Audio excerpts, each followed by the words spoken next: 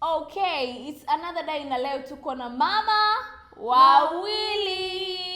Nataka nimchallenge kidogo nione mama yangu IQ yake iko vizuri. Yuko vizuri. Let's go guys. Mama.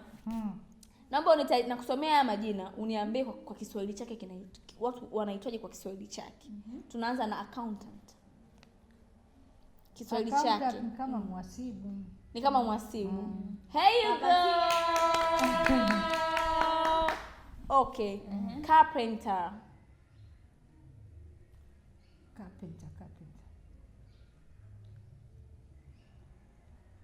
Carpenter kama fundi seremala. Wewe.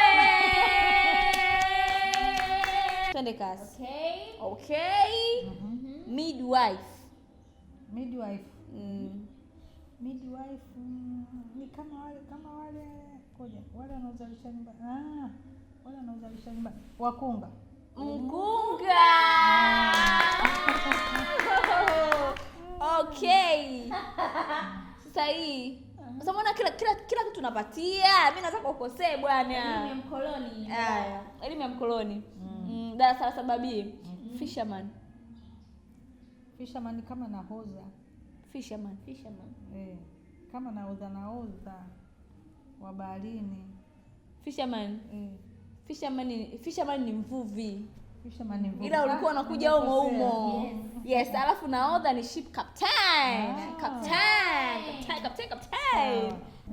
Pilot. Pilot unajua ni driver wa ndege. Ni driver wa ndege. Rubani. Okay. Spy ni nani? Spy ni mpelelezi. Ushoga. Haya, twende kazi. Auditor ni wale wanaofanya mahesabu kwa ajili ya serikali. Auditor wanafanya mahesabu kwa ajili ya serikali? Wanaenda kufanya mahesabu kwenye makampuni ya serikali, kufanya mahesabu wanaenda kufanya mahesabu, wanaitwa ma-auditor. Auditor sio mkaguzi. Ndio, si mkaguzi wa mahesabu. Kwa jinsi mama alivyo translate ni tofauti na maana yake, yaani iko sawa, lakini kwa jina kama jina inatamkwa ni mkaguzi. Unaweza ni mkaguzi wa serikali sawa, wa mahesabu. Mkaguzi wa mahesabu ya serikali. Private sector ama government sector. Okay. Actress. Mwigizaji wa kike. Kama Tanzania Bongo hii actress ni nani? Mwigizaji wa kike ni nani? Kama nani? Auntie Ezekiel. Ni actress. Kama wakina wote wale. Actor mwanaume, mwigizaji wa kiume. Kama nani? Kama Ray, kama JB. Wengi tu.